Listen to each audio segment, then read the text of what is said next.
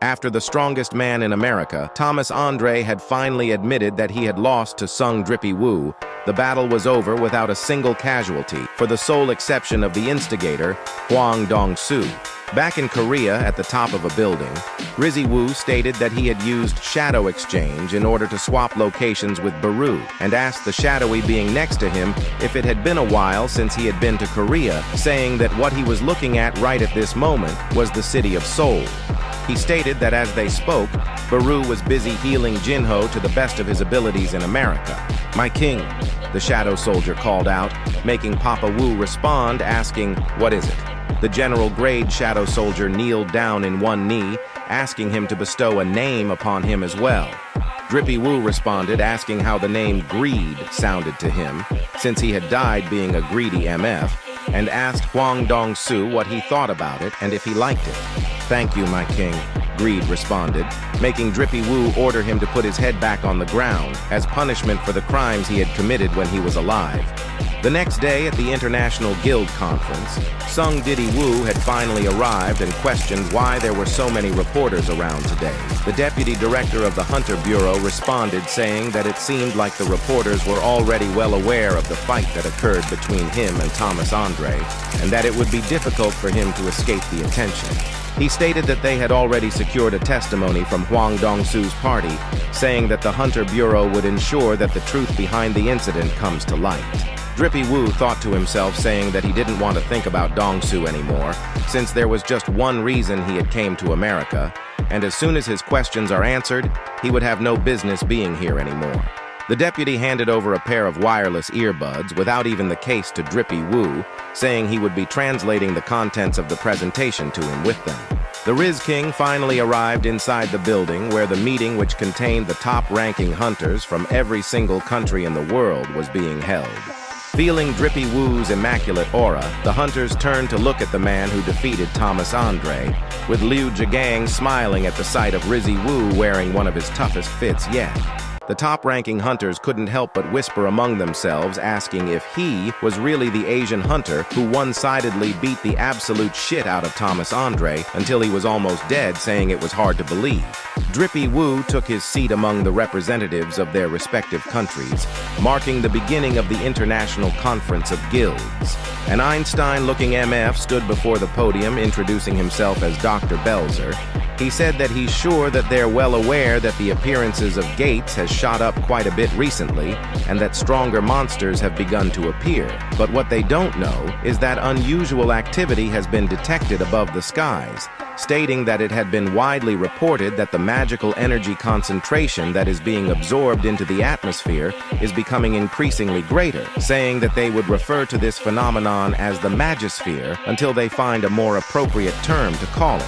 The doctor demonstrated a map showing several red dots, stating that the Magisphere was currently gathering above the skies of several countries, saying that they've observed this phenomenon in a total of 9 places, with the place where the Magisphere concentration is the greatest being Seoul, South Korea. The hunters, shocked by this revelation, couldn't help but nervously turn their gaze towards Drippy-Woo, until the doctor stated that there was no need to look at Papa Wu like that, since if it was indeed him who was the cause of the Magisphere above the sky, then he'd be already past the realm of a hunter.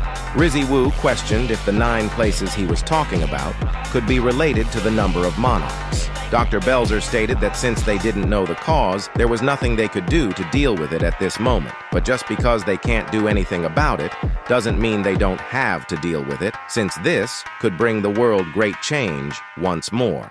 The director of the Hunter Bureau takes over the presentation, saying he had something urgent to announce to the hunters that are currently present here today. He stated that he would be delivering this news with a heavy heart, announcing that around 2 weeks ago, the national-level hunter Christopher Reed had been assassinated by a group of unidentified assailants.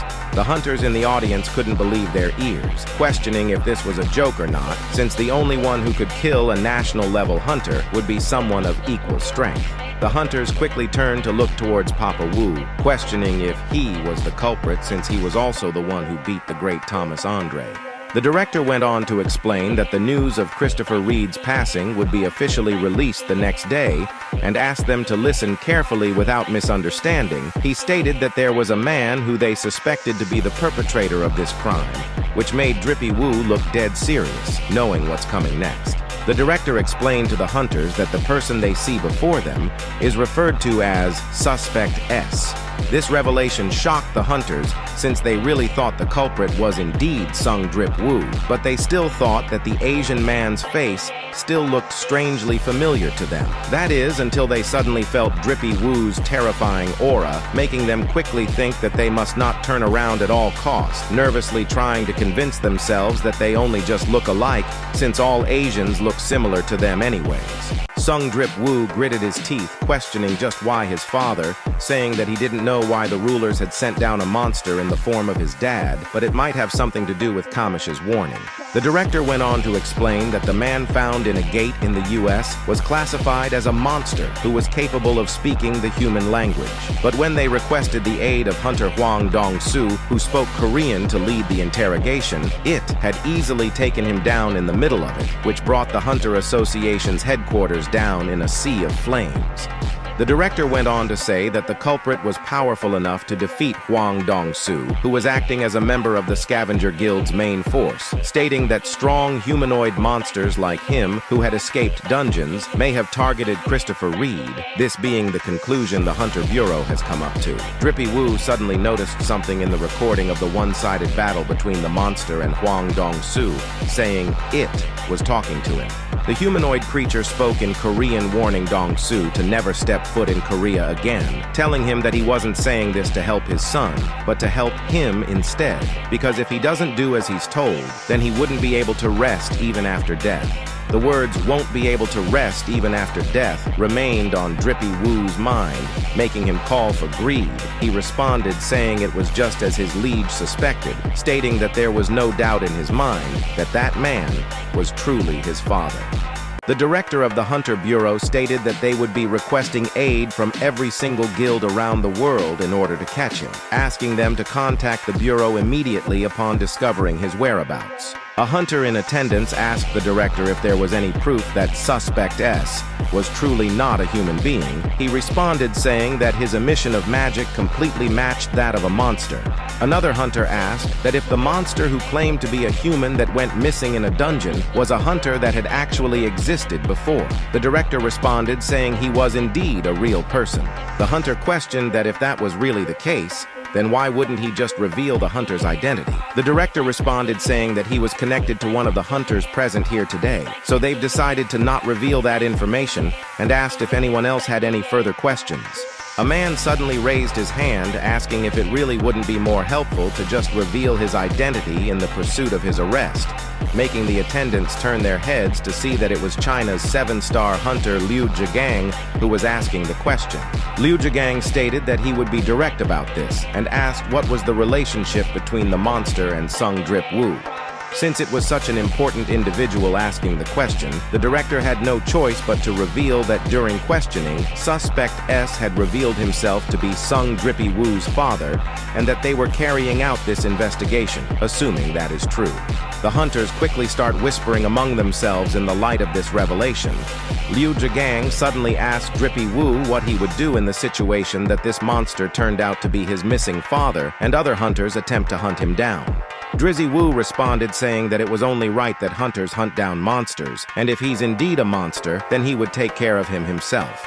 But if it turned out that he is not a monster and truly his father, then he would simply hunt down the hunters, saying that he would protect his family even if it meant that he would make an enemy out of every single hunter in the world. Adam White asked if he meant what he had said back there. He confirmed it, making Adam White state that to say such a thing in front of 500 of the strongest hunters in the world was absolutely insane, saying that there are only 2 hunters, including him, that would even dare to make such a proclamation.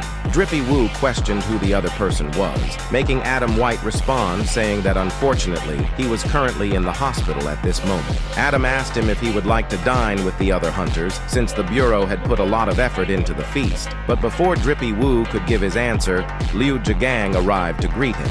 Onlookers could only watch, nervously questioning if two of the most powerful hunters in the world would duke it out right here. Liu Zhigang started speaking to him in Chinese, making Drippy Woo question what the hell he was yapping about. Adam translated that he said he had caught the giant he let slip away on the coast of China. Surprised by the fact he could also speak Chinese, Adam White said that he was in charge of the Asian branch after all, meaning he could speak all Asian languages fairly well.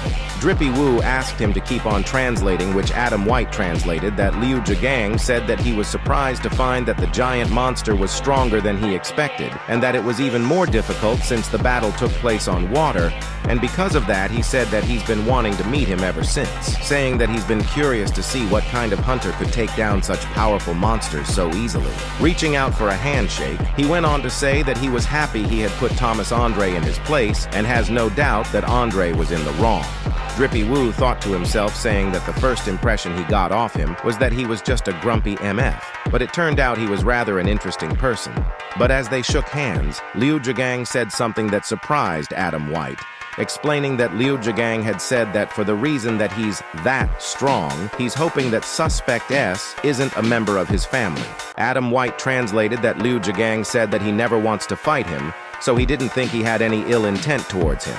The director of the Hunter Bureau approached Drippy Woo, asking if he could spare some time with them. Ms. Sellner sat across Drippy Woo, saying that it had been a while since they had met, making him question what the upgrader Norma Sellner wanted from him this time. Rizzy Woo said that he would have never thought she'd come to see him again after what had occurred in their last meeting. Lady Sellner went straight to the point, stating that she kept having the same dream every night, dreams of some of the top hunters in the world being hunted down by someone, and a few days later, those dreams had become a reality. Drippy Woo asked if that meant Christopher Reed was one of them as well. The director responded saying that they had warned him, but his dumb didn't listen, and he should know how that turned out. Lady Sellner went on to say that the powerful hunters who had been supporting their world will continue to die, and those hunting these hunters will not stop. Drippy Woo asked her if she was here to warn him of his death as well, but Lady Sellner responded saying that that wasn't the case and was instead here to ask him to protect these hunters. Ms. Sellner went on to say that she had been trying to remember the faces of those who got hunted down in her dreams, but it was to no avail, so she's been trying to use another method, confirming their identities with her ability within the hunter's dreams. Drippy Woo asked if that meant when she looked into his eyes she had seen something. She responded saying that endless power lied within him, and once she came in contact with it, she was forced to wake up from her sleep. Ms. Sellner suddenly started trembling, remembering the voice she had heard from it when they had locked eyes. Drippy Woo asked what it had told her. She responded saying it told her to go back and prepare for war. He thought to himself, saying that this was most likely the war between the rulers and monarchs that the King of Giants had spoke of, making Drippy Woo question which side the ones killing the hunters are on. But Drizzy Woo asked what that had to do with her asking him to protect the hunters. She responded, explaining that she had detected a similar power within him, making him question that if she felt the same power of the Shadow Monarch within her dreams, then it must mean the ones hunting the hunters are the 9 monarchs. The director of the Hunter Bureau stated that they were in existence beyond hunters, therefore they require the help from his immense power to deal with such a threat. Though they didn't expect him to help them without any compensation, saying that they would offer him anything he'd want, even the greatest treasure that the Calamity Dragon Kamish left behind, the Rune Stone. He went on to say that there were hunters in this world who had received powerful blessings which they have supported the world with, but if they were to disappear, this world wouldn't be able to last. "I'm sorry," Drippy Woo responded, making Mr. Brennan ask if he was refusing because of a grudge he may have towards Thomas Andray. He responded saying that that wasn't the case, but it's because he still doesn't know who he needs to be fighting against yet, standing up from his chair and taking his leave, which made Adam White nervously remember the moment where Drippy Woo stated that he would protect his family even if that meant going against the entire world. But then Rizzy Woo stopped in his tracks, taking in a deep sigh, asking Adam White if he could give him the list of the hunters they wanted him to protect, and he would appreciate it if they could provide him an opportunity to meet said hunters as well, making Adam smile, saying, "Of course." At the last day of the International Guild Conference hosted by the American Hunter Bureau called the Night of Hunters, Drippy Woo asked Jin-Ho how he was feeling after getting his shit kicked in by Hwang Dong-soo. He responded saying he felt good as new and started tearing up when he heard he had fought against Thomas Andray the Goliath for his sake. The other hunters at the party couldn't help but stare towards Drippy Woo, shocked by the fact that he was right in front of them, yet couldn't even feel his presence at all, saying he was truly on a completely different level than them, and asked if the person next to him was the hunter he had fought Thomas Andray to save. A man suddenly came up to Drippy Woo saying it was truly an honor to meet him, and introduces himself as the CEO of a global corporation which specializes in dealing with monster remains, saying that he would like to buy the corpses of the giant monsters he had hunted down in Japan. Drippy Woo responded saying that he was only in charge of raids and that it was his Vice Master Jin-Ho who was in charge of business-related matters. Seeing how Jin-Ho handled business talks with the CEO made Drippy Woo smile, saying he finally seemed like a proper Vice Master. Adam White came out of nowhere handing Rizzy Woo an iPad, saying it contained the list of hunters he requested and that they've ranked them by points assigned to them through their contribution and activity. He went on to say that if he were to accept their proposition, he would most likely be asked to protect these people. Drippy Woo asked Adam where he would be ranking on the list. He responded saying if they took into account the giant monsters he took down, it would probably be third or fourth, with the current ranking being Thomas Andray in first place, Liu Zhigang in second, Christopher Reed in third, and Siddharth Bachchan in fourth. Rizzy Woo thought to himself that it would be a drag if he were to try to remember all of the names on the list, saying this was really the perfect environment to just put shadow soldiers on all of them. This way, he would be able to make contact with the rulers through the hunters, and he would finally be able to tell who's friend or foe and who he needs to be fighting against. But then a hunter suddenly approached Drippy Woo, making both Adam White and Jincho look nervous, though he assured them that they didn't have to worry about that happening again. Thomas Andray called Drippy Woo's name, asking if he would allow him to ask one thing. He went on to say that because of the damage his arm had taken was too great, the healer's healing magic wouldn't work. The doctor had also told him the same thing, saying that even though it's slowly recovering, it's still far away from a complete recovery. He then said that if it were him, he could have easily single-handedly wiped out his entire guild after beating the shit out of him. But even after the entire commotion, not a single one of his guild members had died, excluding Hwang Dong-soo, who was the cause of it all. Then Thomas Andray sincerely asked him why he had let them live back then. Drippy Woo responded saying it was because he hadn't committed a sin deserving of death. "I see," Andray said while turning around, saying that he planned on having a great funeral for Dong-soo, even though he knows he committed a sin that deserves death, and pleads that he lets him have a funeral at least. Andray went on to say that after his arm healed, he would like to have a meal with him, saying that if he gives his secretary his contact information, he would contact him later.